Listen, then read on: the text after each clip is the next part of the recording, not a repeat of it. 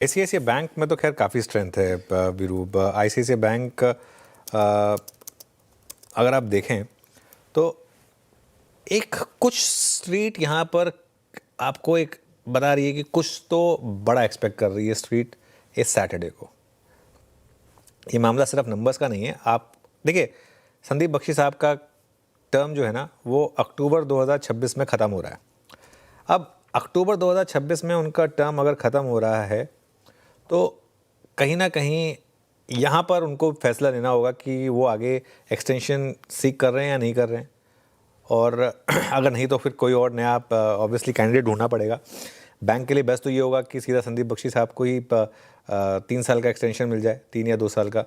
तो कुछ ना कुछ मार्केट ये चीज़ आई थिंक प्राइसिंग करने की कोशिश कर रहा है। स्टॉक अगर आप देखें तो लगातार 200 डे मूविंग एवरेज के ऊपर रहा है ये, अपने 52 वीक हाई से अभी भी थोड़ा नीचे है 1500 के। नंबर्स कैसे आएंगे, आई थिंक कहीं ना कहीं मार्केट ये भी एक्सपेक्ट कर रहा है कि शायद नंबर्स भी आईसीआईसीआई बैंक के अच्छे हों। तो छुपने की जगह आईसीआईसीआई बैंक में है, छुपने की जगह एसबीआई में है। तो ये दो स्टॉक्स हैं जहाँ पर मुझे लग रहा है कि छुपने की थोड़ी जगह आपको मार्केट दे रहा है।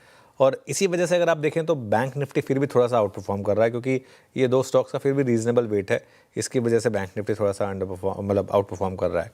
लेकिन आई थिंक मार्केट के लिए जो सबसे ज़्यादा पेन का पॉइंट बना हुआ है वो है रिलायंस। अगर आप रिलायंस देखेंगे वीरू, तो जिस तरीके से रिलायंस गिरा है, और जो आप बार बार वर्ड यूज़ करते हैं तहजीब से, जो रिलायंस की पिटाई हुई है। एंड आई एम श्योर कि रिलायंस में भी कई लोग फंसे होंगे, क्योंकि एक फेक ब्रेकआउट आया था, कुछ लोगों को लगा था कि ये मैसिव ब्रेकआउट है, और उसके बाद से रिलायंस ने मुड़ के नहीं देखा है, और आई थिंक 8 या 9% के करीब करेक्ट हो गया है। इसी महीने में करीब 7.5% रिलायंस गिरा है। तो और जिस तरीके के वॉल्यूम पे ये गिरा है, ये कहीं ना कहीं आपको थोड़ी सी चिंता दे रहा है कि ऐसा क्या हुआ एकदम से रिलायंस में। चलिए, वो रशियन क्रूड वाला मामला था जिसका तो खंडन भी हो गया था, उसके अलावा ऐसा क्या हुआ जो रिलायंस 8% गिर गया। अब देखिए, हम रिलायंस की बात एक कैविएट के साथ करते हैं, एक थोड़ा सा अपने आप को जितना हो सके उतना डिस्क्लेमर दे के करते हैं, क्योंकि रिलायंस पेरेंट कंपनी है हमारे चैनल की। लेकिन फैक्ट ये है कि मार्केट का सबसे बड़ा स्टॉक है, तो उसके बारे में बात करनी ज़रूरी है।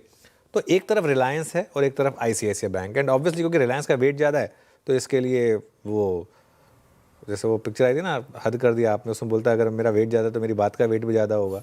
तो ऐसे ही रिलायंस का वेट ज़्यादा है तो उसका कंट्रीब्यूशन भी ज़्यादा है डाउन साइड पर। तो ये थोड़ा सा एक आज मार्केट पर उसका एक इम्पैक्ट है।